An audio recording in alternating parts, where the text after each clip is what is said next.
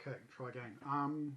So going to go through the whole whipping thing now. So I'm not going to whip the hook keeper and the butt ring all on cam. I'll do the hook keeper, and then the rest I'll just do off camera now. Two really good references, I think, for two guys that are really good at this kind of stuff and really good to learn from. There's a guy called Kevin who does the YouTube channel called The Fishing Hobby. He's really good at this kind of stuff, so much to learn from him, and talks about how to re-whip rings onto rods with all the right gear, and also without all the right gear, how to do it on a budget, that kind of thing. And the other person that's really worth checking out is Paul from the Handmade Fisherman. He hasn't been active recently. I think it might be related to his work, but again, he has got some really good stuff, not only about rod building but also about float making and stuff like that as well. So what have I got in front of me? I'm going to get this rod out of the way just for the time being. So I've built these two little stands out of a bit of plywood. I over-engineered them. It's very typical for me, and they're too big, but they work for what I need to right now. I'm going to remake them, make them a little bit smaller actually, but right, I'm hoping that the camera's focused on here. Right, I've also got some masking tape. What I've done is I've actually taken a bit, cut some strips. I've got them to hand so I can pick them up. I've got my fly tying thingy complete with my Gutermann thread, which is in this sort of colour, same as a Tricast. And I've got a straight edge, which I don't know if I'm going to use, but I've got it. And I've also got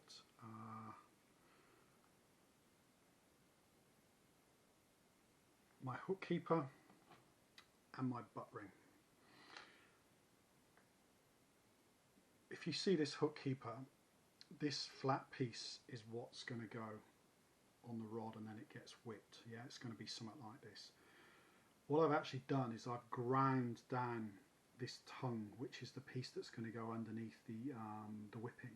I've tried to make it so that it's really graduated on the end, so there's not a step, and that just makes it so much easier when I'm doing the whipping. When I'm trying to go along and I've got to go up over this step, it can just be really painful to keep the threads even.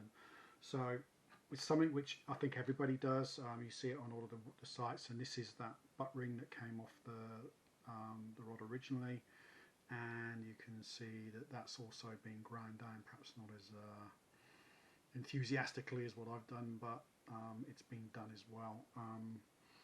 I've also got in front of me a little piece of braid fishing line. I'm going to use this for tucking the thread, the ends of the whipping thread underneath themselves, just to tidy it up at the end. I'll show you how to do that, but again, I learnt that from either Paul or Kevin on their respective YouTube channels. But yep, very quick tip while I remember is a good thing, because this is basically going to be a reused ring. It's worth checking that the liner, which, you know, I don't know what this is, SIC or whatever they use, ceramic stuff, it's worth checking that there's no damage to it, because otherwise that's going to screw up your line on your reel. So what you can do is just thread it through,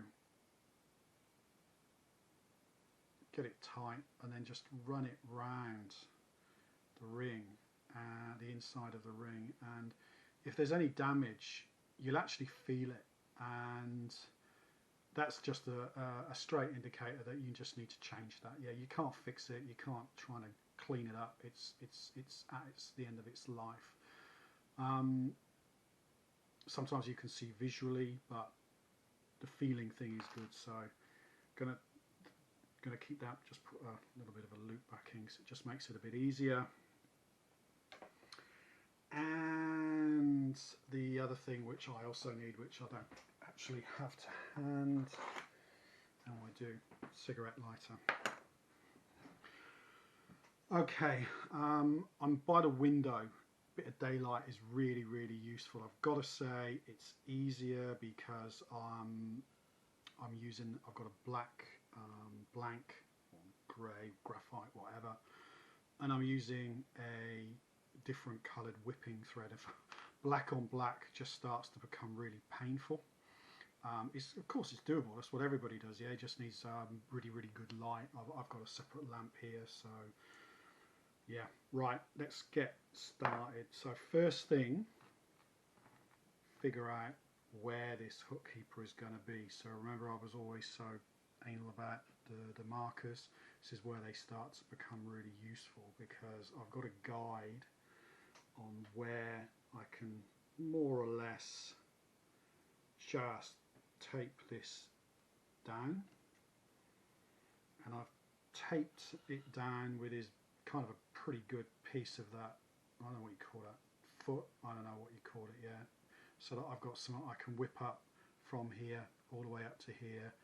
When it gets close to the tape, it will be secure enough to where I can take the tape off and then just finish it up. Yeah, I am very quickly just going to look down the rod. I've got some got my glasses on, that doesn't help. I just want to try and get it as close to being lined up as possible. It's a hook keeper, the line's not actually going through it, but I still want to get it to look reasonably good. And I have just moved it a little touch actually, just I think that's alright. Now, here we go. So this is wound all the way back. Think I'm going to actually whip up the whole thing.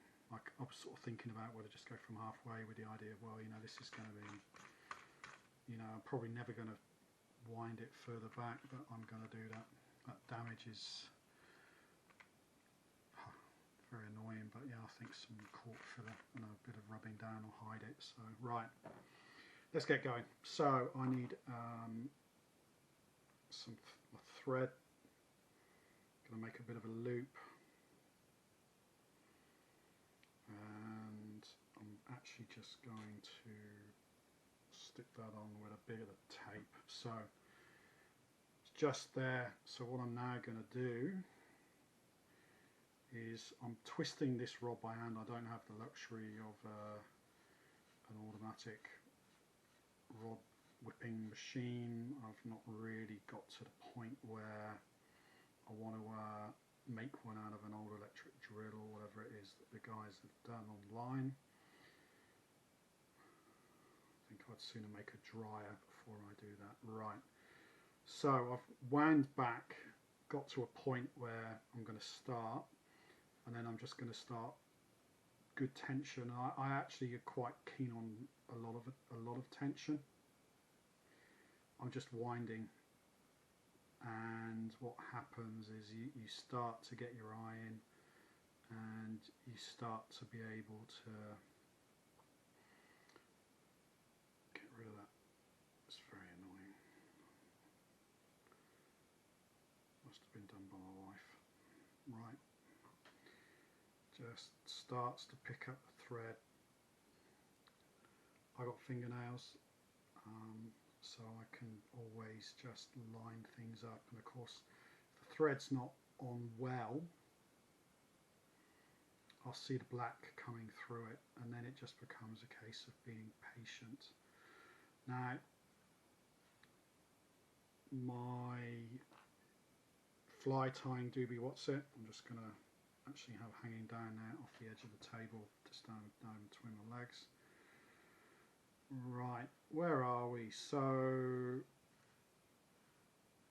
I don't know how many turns I've got. Haven't counted them. I've got a few. Keeping it tight, that's one of the things. Keep it tight. I'm actually now going to just cut this tag off, because it should hopefully, there we go.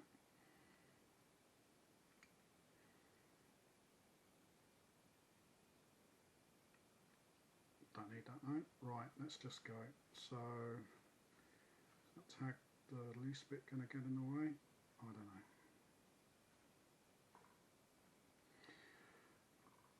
If I was doing the ring, so this end here would be kind of important, what I could do is I could actually, I've actually made this really tight and it will pull it all up. Don't need to, because yeah, it's going to be under this cork anyway, so yeah, we're going okay.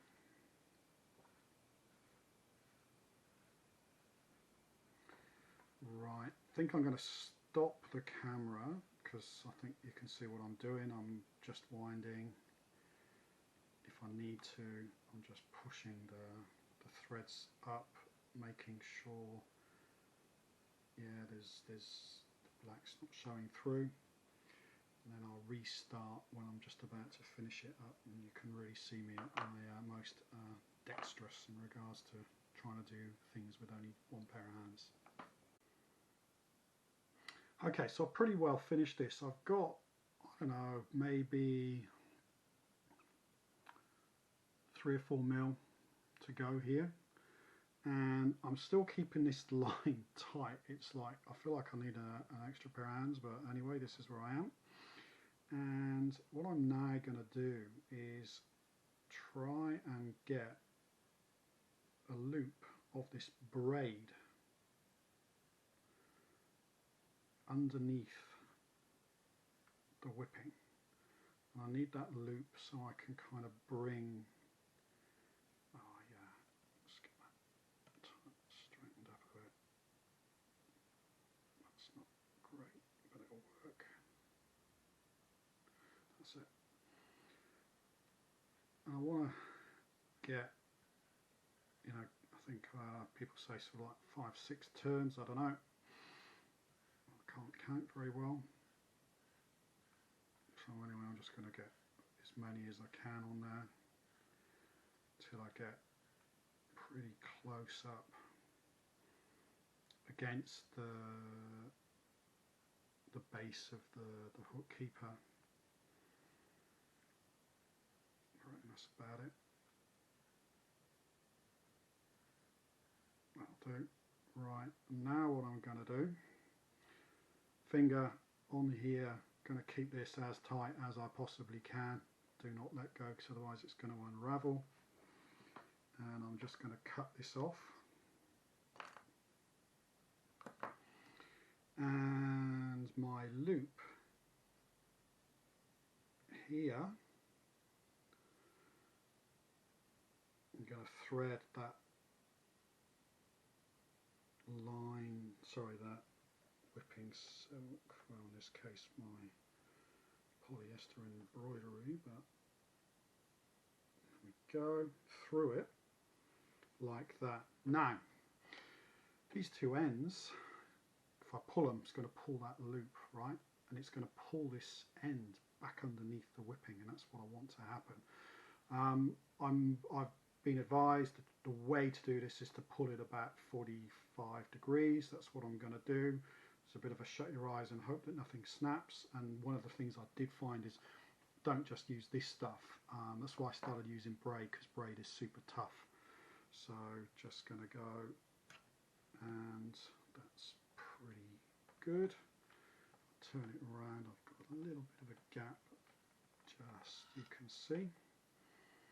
And what I'm now going to do is, where's my blade?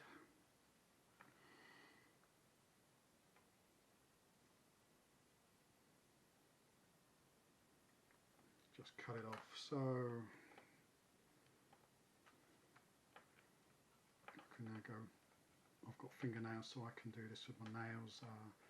Some people use various little tools just to try and line up the threads as much as possible. Right, this is where we're at. There's a couple of little gaps in there, so this is where the stage which is called burnishing comes in, and this is all to do with flattening the threads so that they'll actually spread out, and they'll fill the gaps and just make it, and what you need is something that's obviously not going to damage it, but it's going to flatten it. I just use the cigarette lighter. I've seen a tool for sale but I've noticed that whoever's selling it in the UK, it's like 4 times the price of what you can buy it for in the States, and so out of principle I'm just going to wait till I'm next in the States, if we're ever allowed to travel again, and I'm going to pick a couple up. The advantage of having a US postal address. So just going to, literally I'm rubbing with a bit of pressure, not loads, because I don't want to have it coming undone, and I'm literally just rubbing over, including the foot, just to flatten it out. Right, I think that'll kind of do it. Right, the all-important cigarette lighter is actually important for one other thing, and that is to just very quickly burn off any fluffy bits that might be kicking around. So it's literally that. Remember, it's a man-made fabric, man-made thread, so you don't want to get too carried away, because I'm pretty sure that I'm going to burn the house down. It's pretty easy to get too carried away, and things are going to start melting. Right. A little trick from Paul, the handmade fisherman, was to just get a bit of masking tape. So we'll do that, and then just use the tackiness of it just to kind of get any fluffy bits that might be on there. Right, now that's done. That's now ready just for being sealed, and then it can be epoxied. I need to do the rest of it, which is the butt ring on here. I'm going to do that. I'll do that off camera. It's not that exciting to watch me whipping. I'm amazed I've managed to keep my language in control. So I'll finish it off, and then when I need to start sealing it, I'll come back on camera so you can see what that's all about.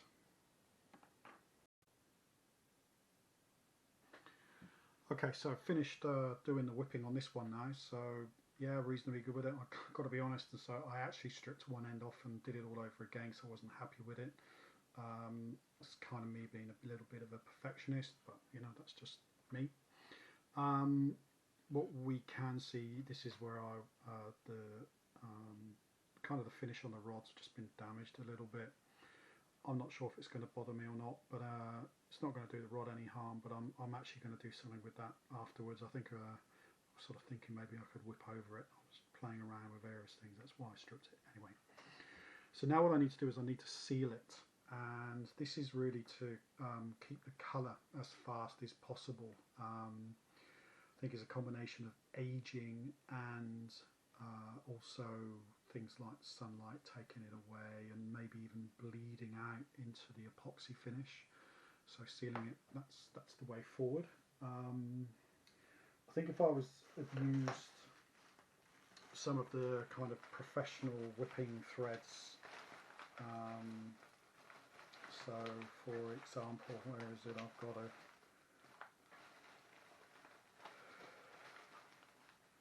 this is actually a proper one from Fuji, which I got from Guides and Blanks. Allegedly, they're treated with UV protectants, and they're supposed to be much better. But I didn't. I used my Gutermann stuff because that was what I wanted to use. So, as I mentioned previously, these Seymo kits, they do come with a sealer along with the hardener and the adhesive or whatever. I have been using this stuff, which is called Mod Podge. It's an American product. It's pretty easy to get hold of in Europe anyway. And it seems to kind of be a bit of everything. But the most important thing is it dries clear, and that's what you want. Yeah, you don't want it to be taken away any of the colouring or dulling it into like a horrible kind of yellowing or anything like that. This works just fine. I've seen people online where they will actually use this stuff watered down I don't. I just put it straight on. I put two coats on. I put it on pretty thin. The idea really is just to get something on there to seal it all up, right? It doesn't. I don't want to be doing any kind of high build activities or anything. The one thing that I do like about this stuff as well is it's water soluble. I'm not sure if all PVA, well, I guess all PVA is, but because it's water soluble, it means that I can reuse the brush. This kit comes with a little brush inside it. Yeah, I could use that. I don't. Obviously it's still in there. What I did was I bought these brushes with the blue handle. I think I got them off eBay or somewhere, or Alibaba or somewhere, and you know, literally I bought 50 of them. And the reason is because with the epoxy, that is a bit of a bit painful to clean up the brushes to an extent of where you would want to use them again. Although saying that, what I've just been reading about is using the stuff that goes in nail polish remover. Neat seems to be pretty good. I'm just going to put a bit on the around where the hook keeper is. That's off camera, I know that, just to get rid of the excess. So I am going to experiment with trying to reuse these brushes a bit. I've never been too fussed about it, and it's not because I'm kind of a throwaway kind of guy, because that's actually not the case at all. It's more to do with I save them up,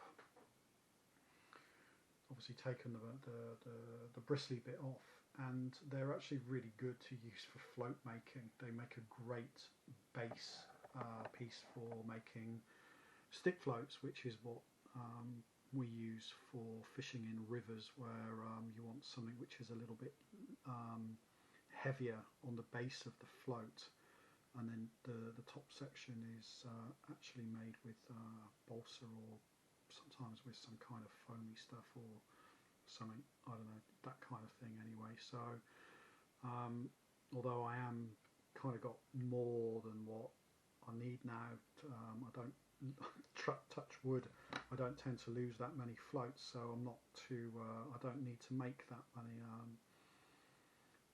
So I've been giving some away to some guys that I've kind of come across in various forums all around float making and that kind of stuff, so you know, it doesn't go to waste. Right, looks horrible, really does, yeah, but it doesn't matter because this stuff will dry clear. So all I really want to do is just make sure there's not anything which is a glaring kind of ridge or anything, so sort of just smooth it out a bit. Right, this actually dries so quickly, I guess the thread is drawing the moisture out from it, that I will probably be able to get a second coat that I want on by the time I finish doing this piece.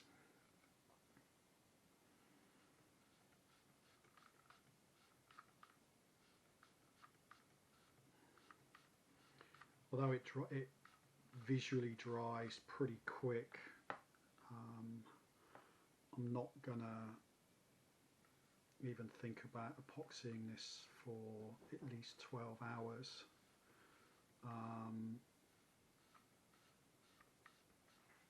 So I'll just finish this up and then leave it, and then we'll just do another session which is going to be all about wrestling with the epoxy finish.